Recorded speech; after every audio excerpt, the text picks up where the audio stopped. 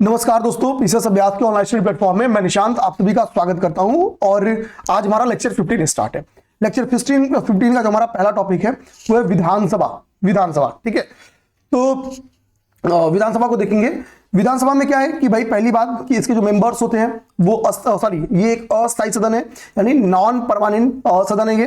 ठीक है, और इसके मेंबर्स का जो इलेक्शन होता है वो प्रत्यक्ष चुनाव होता है, डायरेक्ट इलेक्शन होता है, यानी जनता चुन के इनको भेजती है।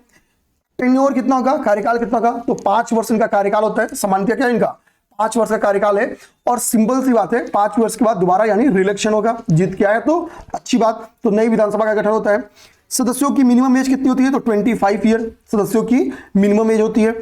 अगर हम बात करें तो विधानसभा लगभग सभी स्टेट में, लगभग क्या 28 स्टेट अपने पास हैं, तो इन सभी स्टेट में है।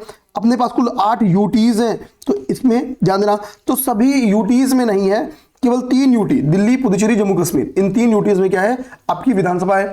अयोग्यता का अंतिम निर्णय यहाँ पे कौन करेगा, यानी कोई सदस्य अयोग्य अगर, तो वो गवर्नर करता है स्टेट इलेक्शन कमीशन की सुझाव के आधार पे। ठीक है, धन विधेयक के संदर्भ में तो भाई जाहिर सी बात है कि अब देखो यहां से हम लोग क्या कर सकते हैं। लास्ट का ये जो 2 पॉइंट मैंने लिखा है, बेसिकली आपको कल को मान लो कि लोकसभा से तुलना करा दे, लोकसभा से, तो लोकसभा भी क्या है, एक अस्थायी सदन है।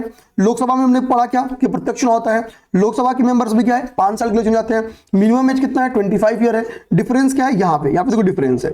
लोकसभा के मेंबर्स पूरे संपूर्ण विभाग से चुने जाते हैं, सारी यूटी से चुने जाते हैं, लेकिन विधानसभा कहाँ पे है, सभी जगह पे नहीं है। दिल्ली, पुदुचेरी, जम्मू कश्मीर में बस, बाकी 5 यूटीज में नहीं है। अयोग्यता का अंतिम निर्णय जैसे यहाँ पे गवर्नर करता, वहां पे प्रेसिडेंट करता था, याद करो। ठीक है, इलेक्शन कमीशन की, नेशनल इलेक्शन कमीशन की सुझाव से।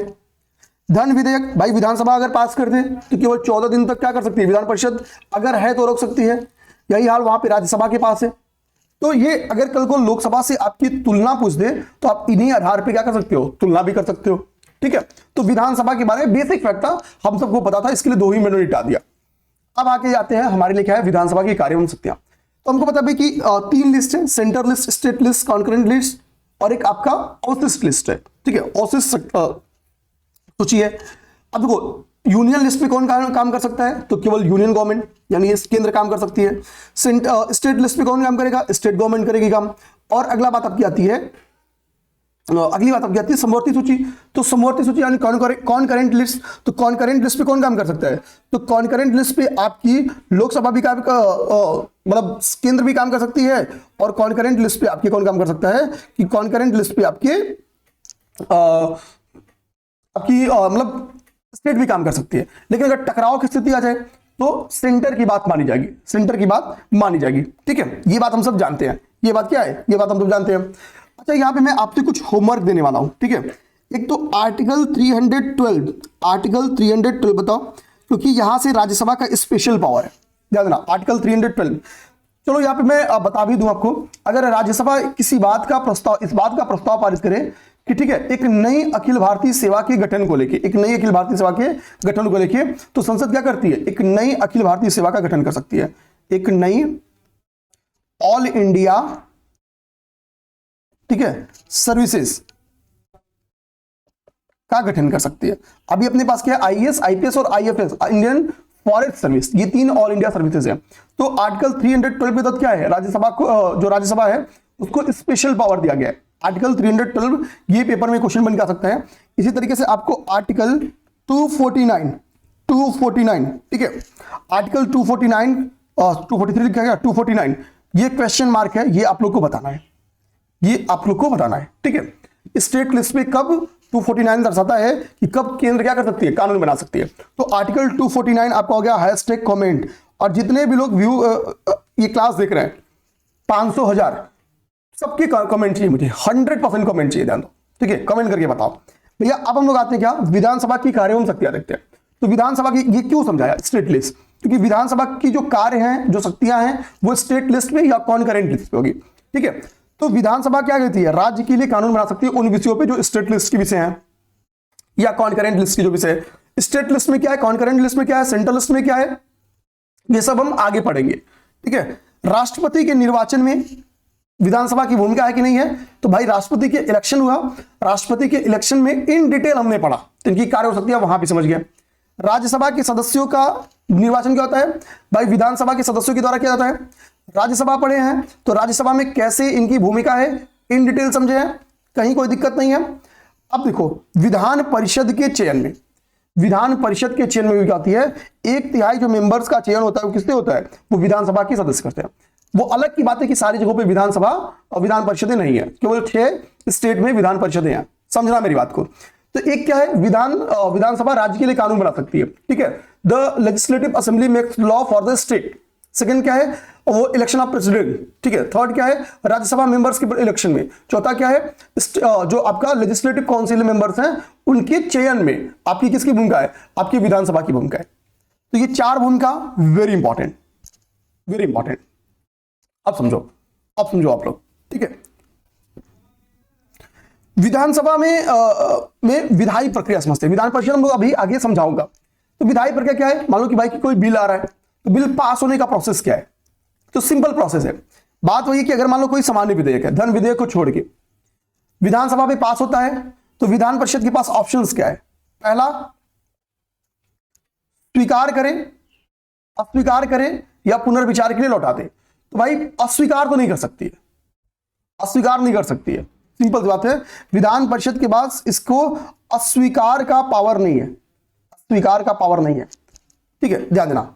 वो केवल और केवल इसको एक बार लौटा सकती है, इसमें कुछ संशोधन के लिए बोल सकती है तो संशोधन भी नहीं करा सकती है, संशोधन भी नहीं कर सकती है। 3 माह के लिए पुनर्विचार के लिए एक बार लौटा दे, 3 माह के लिए पुनर्विचार के लिए एक बार लौटा दे।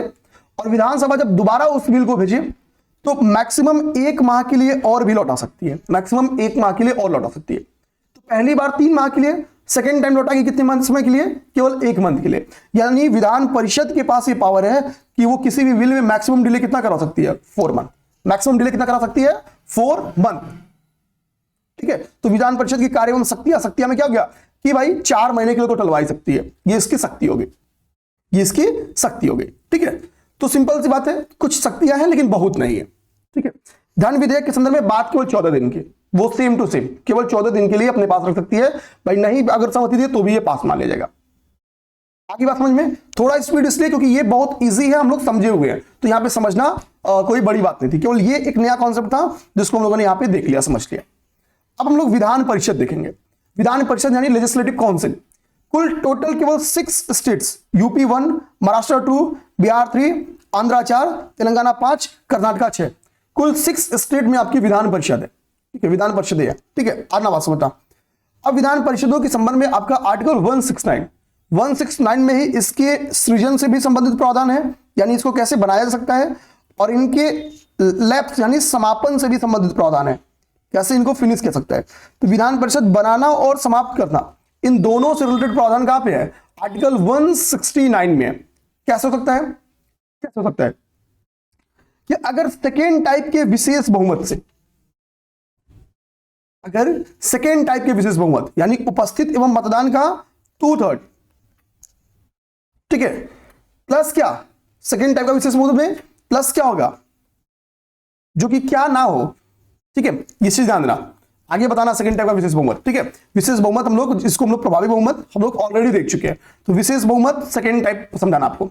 तो क्या है कि यदि कोई राज्य विधानसभा विशेष बहुमत से प्रस्ताव पारित कर दे, ठीक है, विशेष बहुमत से यानी स्पेशल मेजॉरिटी से क्या करे, प्रस्ताव पारित कर दे, प्रस्ताव पारित कर दे, ये 2/3 जो है वो आधे से अधिक हो संख्या में, कम ना हो, ठीक है, ये कंडीशन है और आपका सेकेंड टाइप में। तो क्या होगा, ये चला जाएगा पार्लियामेंट के पास, और पार्लियामेंट अगर सहमति दे दे तो सिंपल सी बात है कि आपकी विधान परिषद बन सकती है, ठीक है। तो कह रहा है यदि कोई राज्य विधानसभा विशेष बहुमत से प्रस्ताव पारित करे और संसद उस राज्य के लिए विधान परिषद बनाया समाप्त कर सकती है। कैसे, संसद फिर साधारण बहुमत से उस प्रस्ताव को पारित कर देगी और क्या होगा, विधान परिषद या तो बन जाएगा या तो समाप्त हो जाएगा। तो दोनों में प्रोसेस सेम है। अगर नहीं है तो विशेष बहुमत से प्रपोजल पास करो, वो पार्लियामेंट के पास जाएगी, पार्लियामेंट चाहेगी तो साधारण बहुमत से उस प्रपोजल को पास कर सकती है। फॉर एग्जांपल बंगाल में यह प्रक्रिया हुई, लेकिन साधारण बहुमत से संसद में पास नहीं हुआ, तो जाहिर सी बात है नहीं बन पाए।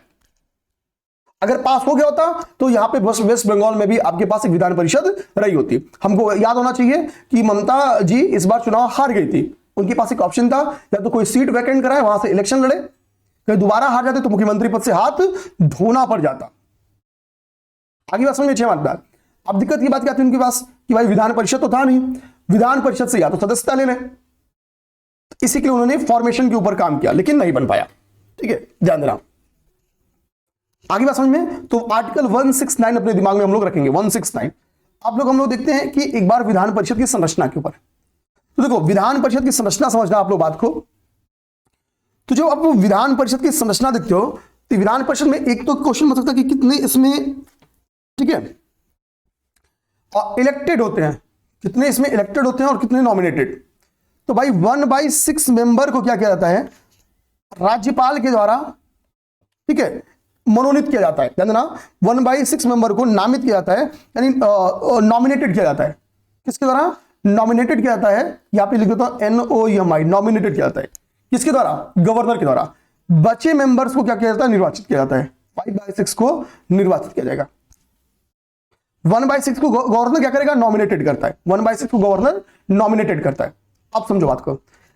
अब हम लोग समझेंगे कि सर ओवरऑल मैकेनिज्म को समझे, ओवरऑल इस मैकेनिज्म को समझते हैं। तो 1/3 मेंबर्स देखो पहले यहां पे 1/3 को 3 पार्ट में डिवाइड कर दो, 1/3 प्लस 1/3 ऐसे। तो ये कॉन्सेप्ट रखो। पहला जो 1/3 है, तो जो लोकल बॉडीज है, जो स्थानीय निकाय है, उन लोकल बॉडीज के द्वारा क्या किया जाता है, 1/3 मेंबर्स का चयन किया जाएगा। कितने, 1/3 मेंबर्स का चयन लोकल बॉडीज के द्वारा किया जाएगा। 1/3 मेंबर्स का चयन कौन करेगा, विधानसभा करती है। 1/3 मेंबर्स का चयन कौन करेगा, विधानसभा करती है। अब कितना बचा, 1/3 बचा। ठीक है, इस 1/3 में मैंने आपसे बता दिया कि 1/6 यानी 1/3 जो बचा उसका आधा गवर्नर क्या करता है, नॉमिनेटेड करता है। गवर्नर क्या करता है, नॉमिनेटेड करता है जो कला, विज्ञान, समाज सेवा का एक्सपीरियंस जिनके पास हो, आर्ट, साइंस या सोशल सर्विस का जिसके पास एक्सपीरियंस हो। तो भाई अब बचा कितना, 1/6 बचा। बचे 1/6 का भी आधा करो, यानी 1/12 प्लस 1/12। इस 1/6, 1/12, 1/12 को ऐड करोगे तो 1/3 आ जाएगा, 1/3 आ जाएगा। तो पहला 1/6 क्या होगा, गवर्नर ने नामित कर दिया। ठीक है, दूसरा जो 1/12 है ये ग्रेजुएटेड के द्वारा किया जाएगा। तो जी ग्रेजुएटेड, कोई अगर 3 साल हो गया किसी को ग्रेजुएट हुए तो वो क्या कर सकता है, वो भी अपने क्षेत्र से जो MLC का इलेक्शन लगा है उसको वोट कर सकता है। तो 1/12 मेंबर्स क्या होते हैं, ग्रेजुएटेड पीपल्स के द्वारा चुने जाते हैं। जो राज्य के क्या होंगे, ग्रेजुएट मेंबर्स होंगे, वो चुनते हैं। आपको ग्रेजुएशन के मिनिमम 3 ईयर होना चाहिए। और 1/12 मेंबर्स का चुनाव कौन करेगा, तो टीचर्स के द्वारा किया जाता है। और जो ये टीचर्स होते हैं प्राइमरी एजुकेशन के टीचर नहीं होते हैं, माध्यमिक या उच्च शिक्षक होते हैं, उच्च शिक्षा से संबंधित होते हैं। प्राइमरी टीचर्स में शामिल नहीं है, कंडीशन है, दिमाग में रखना। टीचर्स में प्राइमरी टीचर्स शामिल नहीं है। फिर से समझाता हूं, 1/3 पहला 1/3 कौन, लोकल बॉडी। दूसरा 1/3 कौन, विधानसभा। तीसरा 1/3 को 3 पार्ट में बांटो, 1/6 गवर्नर, 1/12 ग्रेजुएटेड, 1/12 जो कि टीचर्स के द्वारा। इजिली तैयार हो जाएगा। और शर्त क्या है कि भाई दोनों ग्रेजुएटेड हो या टीचर्स हो, दोनों को 3 साल पहले, मतलब 3 साल का एक्सपीरियंस होना चाहिए। एक को ग्रेजुएट हुए 3 साल हो जाए, दूसरे को टीचिंग करते हुए 3 साल हो जाए। टीचर्स में शर्त क्या है कि वो प्राइमरी टीचर नहीं हो, प्राइमरी टीचर ना हो। ओके, प्राइमरी टीचर ना हो, ये शर्त है। आगे बात समझ में, यहां तक आ गई तो दिक्कत खत्म। थोड़ा बोलोगे सर स्पीड आपकी तेज है, कोई दिक्कत नहीं है। आर्टिकल 171 में क्या है, आपकी कंपोजिशन के ऊपर चर्चा है। आर्टिकल 171 2 बातें चर्चा करता है। पहला संरचना के ऊपर, संरचना यानी कंपोजिशन के ऊपर। और आर्टिकल 171 जो दूसरी बात पे चर्चा करता है, वो दूसरी बात क्या है, तो कह रहा है the total strength of legislative council. तो यानी कितनी स्ट्रेंथ होगी, इसके ऊपर चर्चा करता है। तो क्या कहता है कि भाई 1/3 क्या कह रहा है, the total strength of the legislative council can not be exceed 1/3। तो जो टोटल मेंबर्स हैं उनका 1/3 एक्सीड नहीं करना चाहिए, विस्तार ज्यादा नहीं करना चाहिए 1/3 से। जैसे यूपी में 403 मेंबर्स हैं तो इसके 1/3, ठीक है, 1/3 402 मेंबर्स है ना, 402 मेंबर्स है तो इसके लिए 100 होते हैं आपकी विधान परिषद में। ठीक है, 100 होते हैं विधान परिषद में। तो सिंपल एक्सीड नहीं करना चाहिए, 1/3 होना चाहिए। ठीक है, और total member of the legislative assembly must be at least 40 होना चाहिए, मिनिमम 40 और मैक्सिमम 1/3, और 40 मिनिमम होने चाहिए। मिनिमम कितने होने चाहिए, 40 होने चाहिए। तो मिनिमम का प्रावधान कितना है कि मिनिमम 40 हो और मैक्सिमम कितने हो सकते हैं, तो जो विधानसभा की सदस्य संख्या है उसका 1/3। ये दो बातें हैं। तो आर्टिकल 171 में दो बात है, कंपोजिशन यानी संरचना और विधान परिषद की कितनी स्ट्रेंथ होगी, संख्या। तो विधानसभा की 1/3 या मिनिमम 40, ठीक है। और संरचना क्या होगी, तो 1/3 प्लस अगले 1/3 का 3, 1/6 प्लस 1/12, 1/12, 1/6 गवर्नर, 1/12 ग्रेजुएटेड और 1/12 टीचर्स। इजिली आप कंपोजिशन तैयार कर जाओगे, इजिली कंपोजिशन तैयार कर जाओगे। अब एक बार हम लोग क्या करते हैं, राज्यसभा और विधान परिषद में तुलना कर लेते हैं, ठीक है। अंतर के बिंदु देखते हैं, अंतर और समानता के बिंदु की तुलना करते हैं। तो क्या है, विघटित और समाप्ति के आधार पर, विघटित और समाप्ति के आधार पर देखो राज्यसभा क्या होगा, ठीक है। राज्यसभा विघटित और समाप्ति में देखो भाई, समाप्ति क्या आप बताओ हो सकती है, समाप्ति आप बताओ क्या लोकसभा राज्यसभा का हो सकता है, तो आंसर आएगा नो। लेकिन अगर विधानसभा चाहे तो विशेष बहुमत से एक प्रपोजल पास करे और पार्लियामेंट क्या करे, अनुमति दे दे, अनुमति दे देगी तो क्या होगा, विधान परिषद समाप्त भी हो सकती है, ठीक है। तो यानी ये अस्थाई है, दोनों अस्थाई हैं, लेकिन क्या है, आपकी जो विधान परिषद है ये समाप्त हो सकती है, ये समाप्त हो सकती है। पीठासीन अधिकारी के आधार पर मैंने सेकंड अंदर लिखा है। पीठासीन अधिकारी मतलब जैसे राज्यसभा की कार्यवाहियों का संचालन राज्यसभा के सभापति के द्वारा किया जाता है। लेकिन राज्यसभा का सभापति क्या होता है, राज्यसभा का मेंबर होते हैं क्या, नहीं। लेकिन विधान परिषद में मेंबर होते हैं, उसी के मेंबर होते हैं। तो ये डिफरेंस के पॉइंट हो गया। अब आते हैं कि असमानता के भी, तो दोनों अस्थाई है भाई, इसमें भी 1/3 मेंबर्स 2 ईयर पे जाते हैं और नए मेंबर्स आते हैं, और 1/2 मेंबर्स हर 2 साल पे आते हैं और यहाँ पे जाते हैं। ये दोनों प्रावधान दोनों जगहों पे है, क्योंकि कार्यकाल दोनों जगहों पे क्या होता है, 6 ईयर का होता है कार्यकाल। दोनों ही उच्च सदन है, क्यों, क्योंकि दोनों में स्पेशलिस्ट शामिल है, विद्वान शामिल है। उधर राज्यपाल मनोनीत करते हैं, इधर राष्ट्रपति मनोनीत करते हैं। तो दोनों ही उच्च सदन है, दोनों ही विशेषज्ञता रखते हैं। धन विधेयक के संदर्भ में दोनों की कितने समय तक रोकने की औकात है, ठीक है। तो बताओ कितने टाइम पीरियड तक, कई बार बता चुका हूं, 14 डेज। दोनों के पास सेम की डिफरेंस है, बताओ दोनों के पास सेम है कि डिफरेंस है, ठीक। तो टाइम पीरियड के आधार पे भी हमने देख लिया।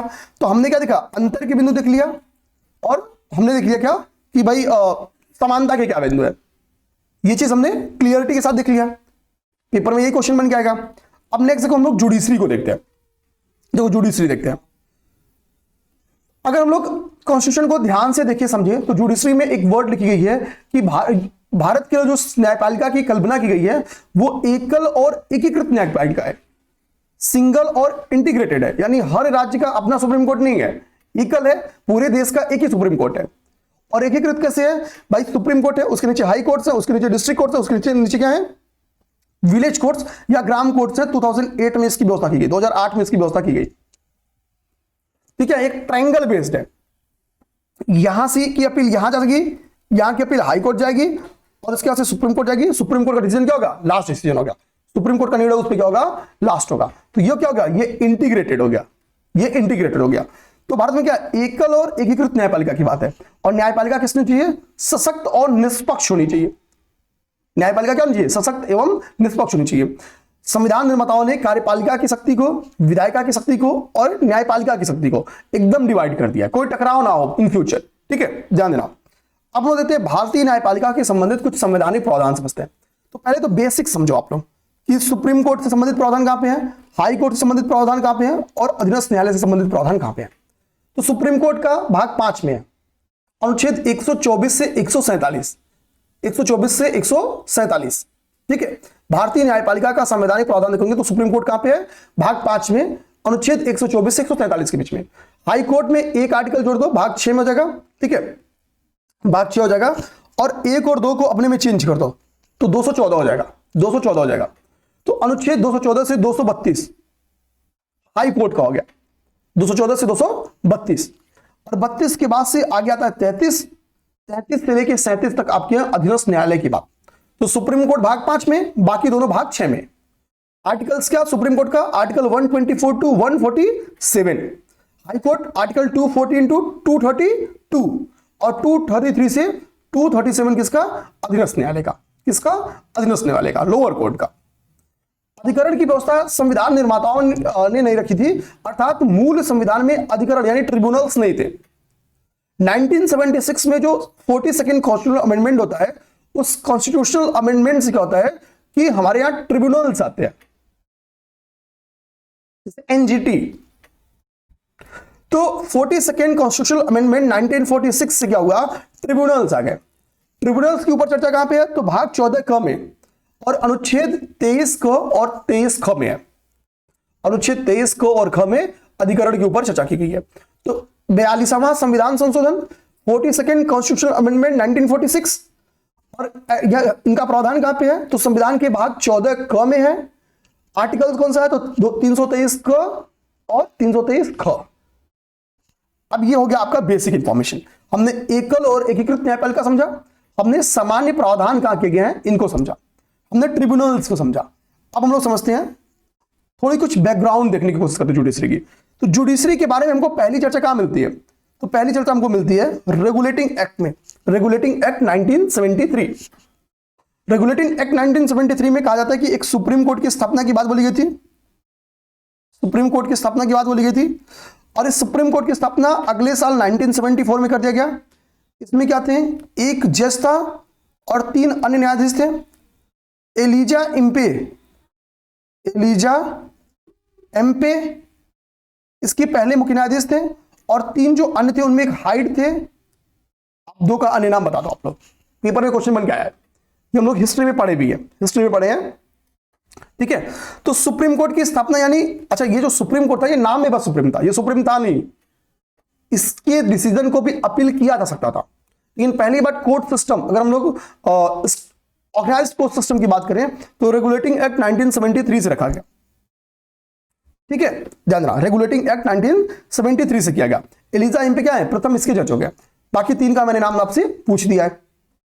आगे भारत शासन अधिनियम 1935 आता है। भारत शासन अधिनियम 1935 से की वजह से 1937 में संघीय न्यायालय,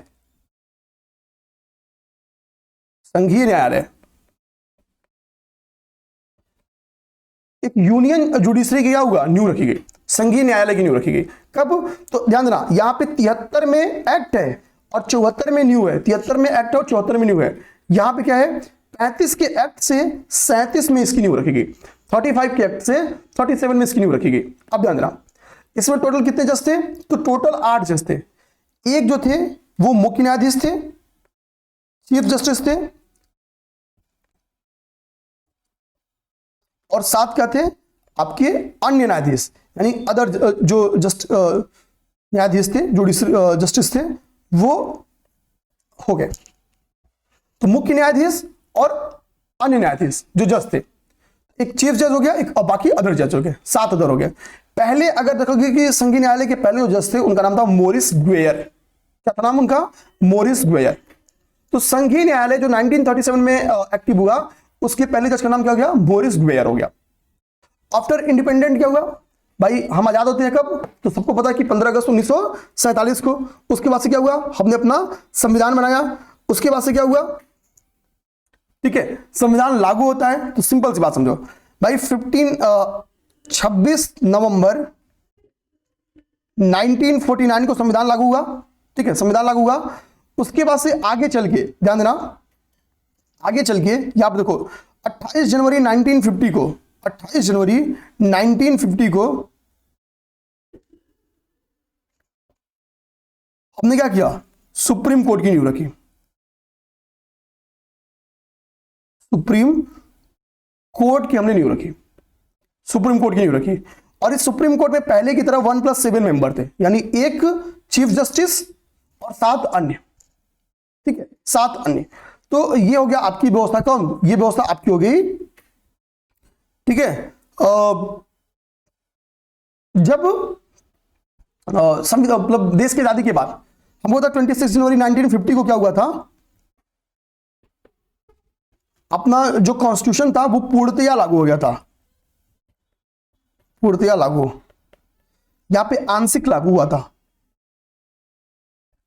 पार्शियली यहां पे लागू किया गया था, कुछ महत्वपूर्ण प्रावधान लागू कर दिए गए थे, जैसे आपकी हो गई नागरिकता। ठीक है, अब समझो, तो सर्वोच्च न्यायालय यहां पे मैंने लिख दिया कि इसका गठन कब हुआ, तो गठन आपका होता है कब, तो 28 जनवरी 1950 को, 28 जनवरी 1950 को इसका गठन होता है।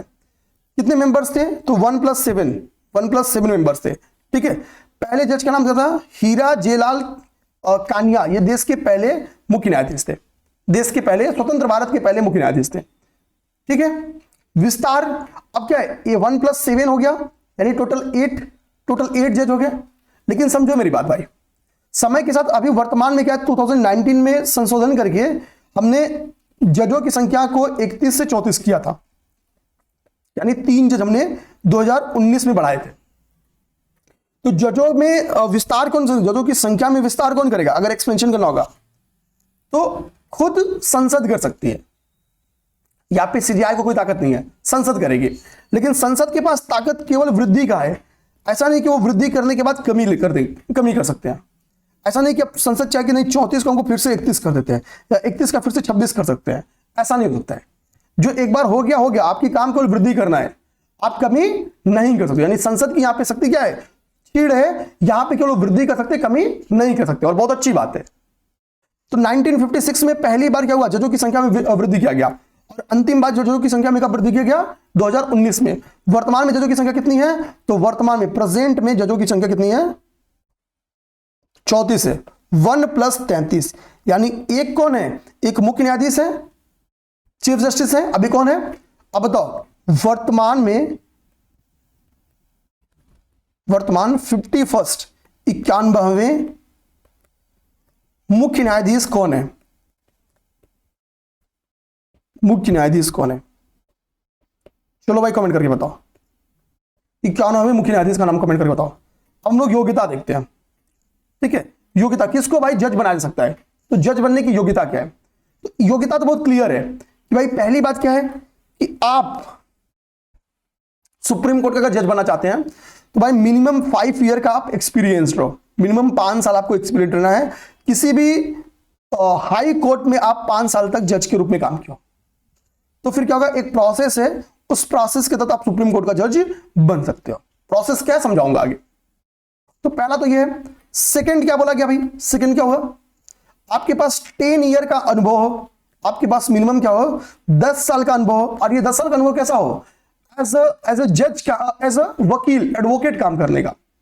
किसी भी उच्च स्तर के वकीलों में से भी चयन किया सकता है जिनने उच्च न्यायालय में कम से कम कितना है, 10 साल की प्रैक्टिस की हो। उच्च न्यायालय में कम से कम कितने साल की प्रैक्टिस की हो आप, 10 साल की। ठीक है, तो क्वालिफिकेशन का दूसरा बेस हो गया, 10 साल की प्रैक्टिस हो। और तीसरा है भाई कि कोई पारंगत, कोई बहुत विद्वान व्यक्ति हो विधि का, उसको अभी चयन किया सकता है। हालांकि विद्वान व्यक्ति के आधार पर अभी तक चयन नहीं किया गया है, अभी तक किसी जज का चयन नहीं किया गया है। तो ये शर्त हो गई, जज हैं आप हाई कोर्ट में तो 5 साल, वकील है हाई कोर्ट में तो आप 10 साल प्रैक्टिस किया हो। अब सैलरीज पे जब बात, तो सैलरीज इनकी क्या होती है, संचित निधि पे भारित होती है, पढ़े पिछली क्लास में। ठीक है, सैलरीज के बारे में अगली चीज दिमाग में क्या रखनी है आपको, आपातकाल के संदर्भ में। चलो बताओ, राष्ट्रीय आपातकाल में, चलो ठीक है राष्ट्रीय आपातकाल छोड़ो, अब मान लो आर्टिकल 360 वित्तीय आपातकाल। तो वित्तीय आपातकाल में आप मुझे बताओ कि जजेस की सैलरी पे क्या इंपैक्ट पड़ेगा, क्या उसको कम या समाप्त किया जा सकता है आपातकाल के ड्यूरेशन में, यस या नो। तो अभी वर्तमान में मुख्य न्यायाधीश की पेंशन कितनी है, 280, और अन्य न्यायाधीश की 250। अब बात आती है कि सर इनका कार्यकाल कितना होता है, तो कार्यकाल में मिनिमम तो कुछ फिक्स नहीं है। मिनिमम यही है कि भाई आपको जज बनना है तो हाई कोर्ट में कम से कम 5 साल प्रैक्टिस करो, और या वकालत कम से कम 10 साल की रहो हाई कोर्ट में। मैक्सिमम एज लिमिट है, ये मैक्स एज लिमिट है कि भाई आपकी उम्र कितनी, 65 साल से अधिक नहीं होनी चाहिए। कितनी, 65 साल से अधिक नहीं होनी चाहिए। 65 साल से अधिक है तो आपका कार्यकाल समाप्त। मिनिमम एज की बात नहीं की गई है। संसद यदि प्रस्ताव पारित कर दे तो भी राष्ट्रपति क्या कर सकता है, उन्हें हटा सकता है। ठीक है, प्रस्ताव कैसे पारित करेगा, ये प्रक्रिया आगे हम लोग पढ़ लेंगे। ठीक है, अभी सिंपल दिमाग में रखो कि संसद यदि इस बात से प्रस्ताव पारित कर दे कि भाई इनको हटाया जा सकता है, तो इनको इनके पद से राष्ट्रपति हटा देगा। अब आते हैं, ठीक है, यहां तक हमने देख लिया। अच्छा, अब हम आते हैं कि सुप्रीम कोर्ट के न्यायाधीशों की नियुक्ति के संदर्भ में। तो नियुक्ति के संदर्भ में जो बात की गई है वो आर्टिकल 124(2) में बात की गई है कि नियुक्ति कौन कर सकता है, कि नियुक्ति इनको न्यायाधीशों की नियुक्ति राष्ट्रपति द्वारा की जाती है, प्रेसिडेंट के द्वारा की जाती है। 142 क्या कहता है कि द जजेस of the supreme court are appointed by the president, president के द्वारा की जाती है। ठीक है, और क्या कह रहा है, इस नियुक्ति में राष्ट्रपति सर्वोच्च न्यायालय के मुख्य न्यायाधीश और उच्च न्यायालय के ऐसे न्यायाधीश जिनसे वो आवश्यक समझे परामर्श ले सकता है। परामर्श वर्ड है ये, ठीक है, ध्यान देना।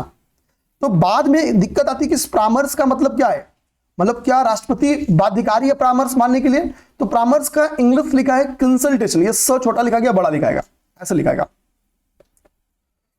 परामर्श ले सकता है, कंसल्टेशन। तो अब बात आती है कि क्या ये बाध्यकारी है नेचर में, बाइंडिंग है या नॉन बाइंडिंग है नेचर में, ये दिक्कत आ गई। तो यहीं से आपका जजेस केस स्टार्ट होता है। फर्स्ट 3 जजेस केस हुए हैं। फर्स्ट जजेस केस 1982, सेकंड जजेस केस 1993 और थर्ड जजेस केस 1998 हुआ है, ये 8 है, 1998 3 जजेस का हुआ। एसपी गुप्ता केस फर्स्ट जजेस में बोला गया कि भाई ये बताइए जो परामर्श है, जो मुख्य न्यायाधीश से परामर्श लेना है, तो वो जो परामर्श है वो बाइंडिंग है या नहीं है, परामर्श बाइंडिंग है या नहीं है।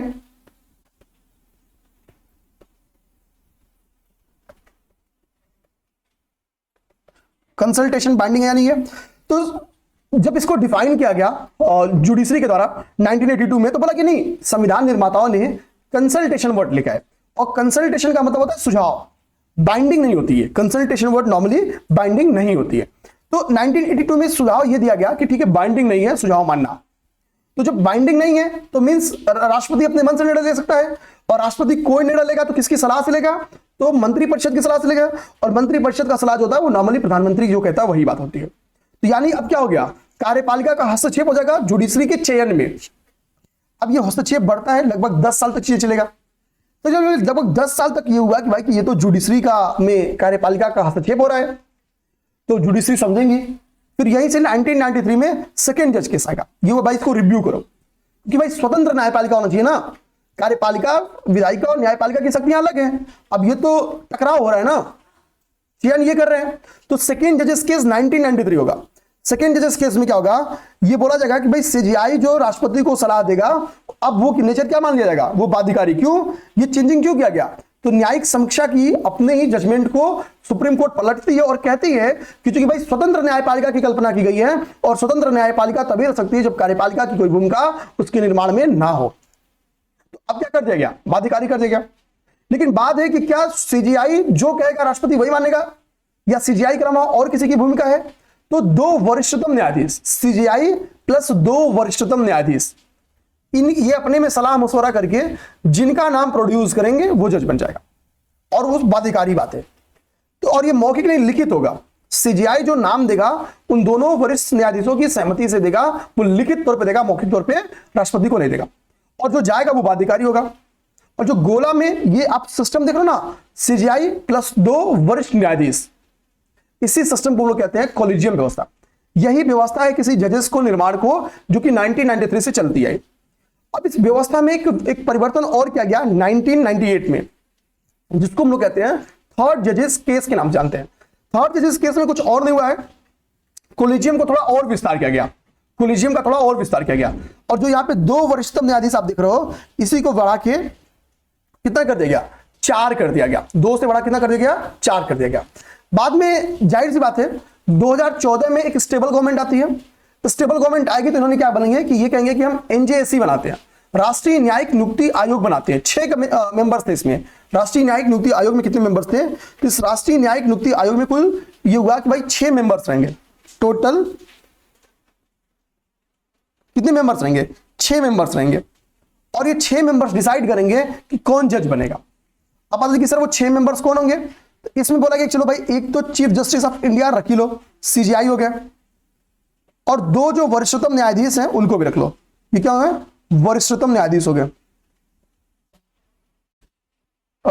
आधान होगा ना, न्यायाधीश हो गए, तो 3 तो ये लोग हो गए। ये वो भाई, इसमें एक लोग क्या रहेंगे, वो कानून मंत्री रहेंगे। कौन होंगे? कानून मंत्री होंगे। 4 हो गए। और ये हुआ कि इसमें हम लोग क्या करेंगे, इस न्यायिक नियुक्ति आयोग में 2 क्या करेंगे, प्रख्यात व्यक्ति यानी विद्वान, जो विधि का विद्वान हो उसको शामिल करेंगे।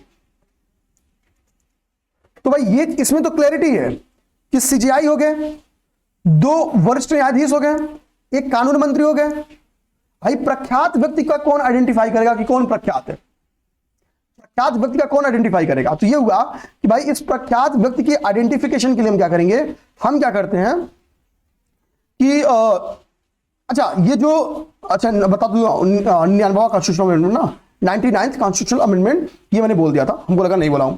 अब देखो, ये 2 प्रख्यात व्यक्ति हैं, इसके लिए फिर से एक कमेटी बनेगी, और ये कितने कितने मेंबर्स की होगी? 3 मेंबर्स की कमेटी होगी, 3 सदस्यीय। इसमें कौन होगा? इसमें प्राइम मिनिस्टर होंगे। इसमें कौन होगा? तो लोकसभा अपोजिशन का लीडर होगा, ठीक है, लोकसभा अपोजिशन का लीडर होगा, विपक्ष का नेता।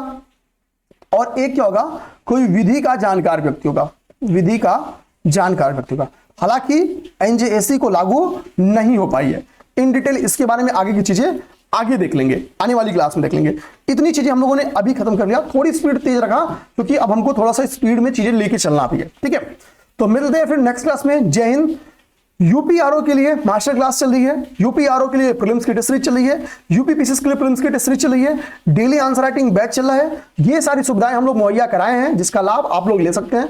किसी भी प्रकार की बैच से रिलेटेड जानकारी हो, स्क्रीन पे नंबर घूम रहा है, उस पर संपर्क कर लो, ठीक है, आपको जानकारी मिल जाएगी। जय हिंद।